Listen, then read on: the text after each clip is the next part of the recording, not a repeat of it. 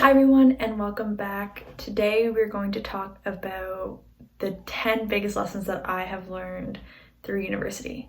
If you don't know about me, I'm currently going to law school and I just finished my Bachelor of Commerce, so I have about 5 years of school under my belt. While I think school can be important for many of the educational benefits that comes with it, I think most of the benefits that you get is learning about life and learning about how life works, even though it can be extremely theoretical. At the beginning of my quote-unquote career of going to university, I spent a lot of that time really trying to be perfect. And I think I've realized many things along the way, but most that one, you can't be perfect all the time. And there's many other things that matter that goes beyond that perfectionist attitude. The lessons that I'm going to talk to you today are just what I've learned, and I know everyone has learned something different and there's many opinions, so this is just my view and my opinion going forward.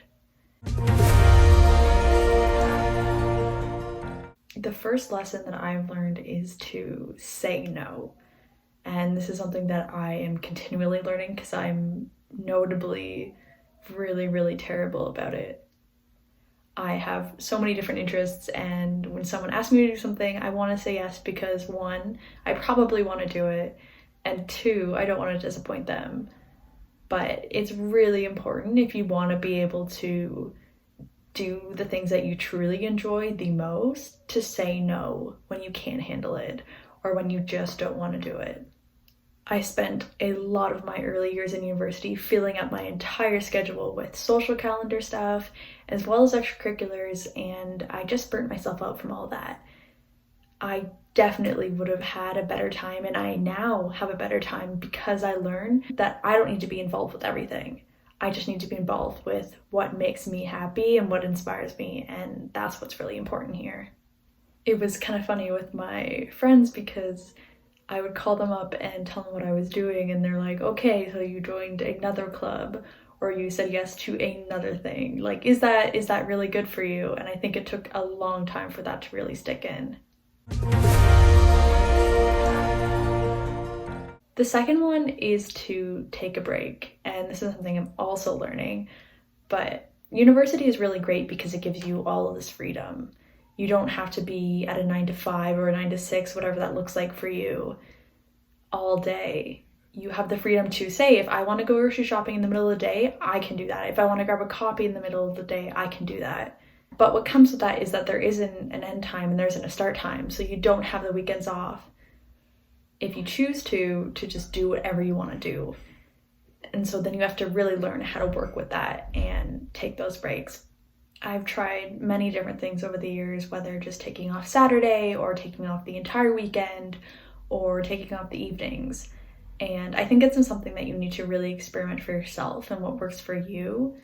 For me, I really try to take off the evenings if I can, and weekends, I don't pressure myself.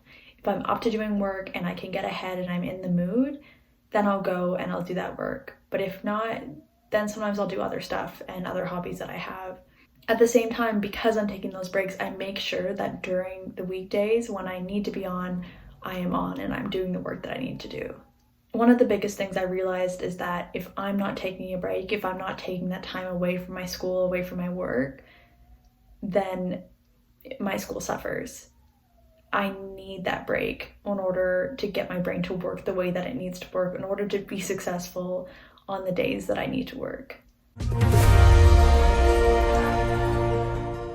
The third one is to focus on what matters. And I think part of that and part of what university does is help you really figure out what matters to you. For me, it kind of centers around 3 core qualities. I want to do things where I can connect with people. I want to do things where I can create, and I want to do things where it fulfills my curiosity. I'm at law school because I have a thirst for knowledge, and I'm extremely interested about the law and what it means and what it can do and how it can help people get the justice that they need and the justice that they want. That part of me, that law school part of me, fulfills that curiosity, and I need to focus on that when I choose how to spend my time every single day. Whether that's creating videos like this or hanging out with my friends or choosing to color in my spare time, whatever that looks like. Figure out what you care about and what will really make you happy or will make you achieve the goals that you want to achieve. The fourth is to find your people. And what I mean by that is really try to find people who you can share with and understand you and love you no matter what.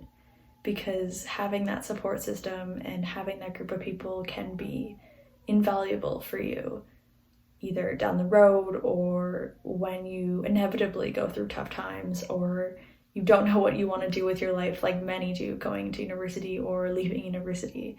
And having those people fosters that connection and can really lift you up when you need it the most. Number 5 is to own up to your mistakes. And this is one that I think I've learned the most from law school, particularly in legal ethics, where I never thought I'd learn anything.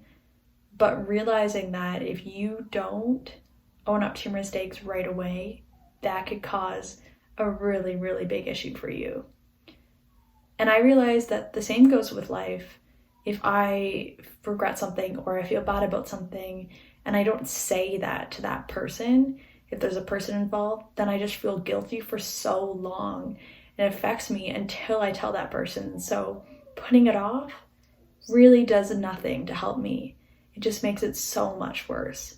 So when you make a mistake, when you do something wrong and you know it, own up to it. Say you're sorry and move on, because that's the only way to do it. Number 6 is to put yourself out there. If there's something that you want to do, go for it. Don't wait for someone to choose you. An example of this would be in my 3rd year. I wanted to learn Brazilian Jiu-Jitsu. Why I wanted to learn Brazilian Jiu-Jitsu, I have no clue, but it's something that I wanted to do. Nobody else I knew really wanted to try something like that, and I didn't let that stop me. I went and I signed up for a class and I knew nobody, and it's a lot of physical touch, but I did it and I enjoyed it and I learned a lot of valuable lessons, and I learned how to protect myself a little bit. Still don't catch me in a fight, but one step closer. Number 7 is to also put your heart out there. I am definitely someone who protects myself, whether it's with friends or romantic relationships, at all times. But you need to be vulnerable and you need to share that part of yourself in order to connect with people. And so don't be afraid to love someone or at least give them a chance, whether it's a friend or something more than that. Put your full self forward, and that includes your heart too. Number 8 is to not wait for people to contact you. Reach out to people, network, or in the same drift, don't wait for people to ask you to do something. Go out and do it. So an example of this is I really, really wanted this job, and I interviewed with them and they seemed amazing, and I thought, what could I do to stand out? And so this job was for a marketing position.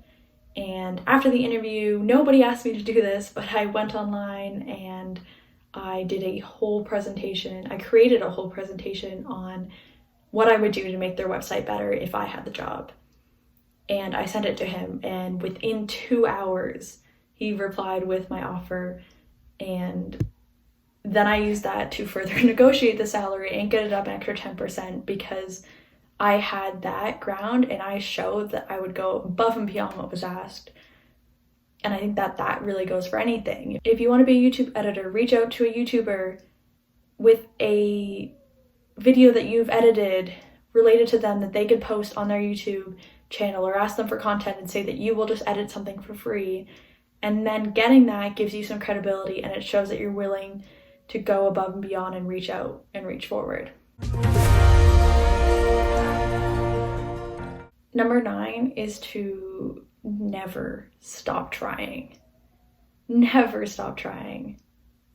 If there's something you want, try it.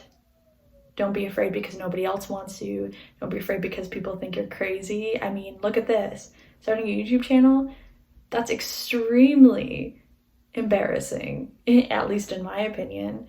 But you need to try it if it's something that you want, or it'll always be in the back of your mind thinking, what if I did that? What if I just put in the effort and I just tried? Number 10 is to always say yes. I know I started this one with sometimes say no, but the other one is to say yes. A recent example of this is I was asked if I wanted to present at this feminist conference. I basically had to submit a paper that I wrote related to feminism law, and then they would approve it or not. And there's only one paper that I had in that subject, and I really just didn't think it fit enough, and I was really embarrassed about it, and I didn't want the person asking me to submit the presentation to feel weird or anything like that, but I submitted it anyways, and I ended up presenting at this really, really cool conference with a lot of fantastic people, and I met a bunch of professors that I would not have ever met before, and so those experiences make it even better. That's all. Please let me know what you thought, and have a great day.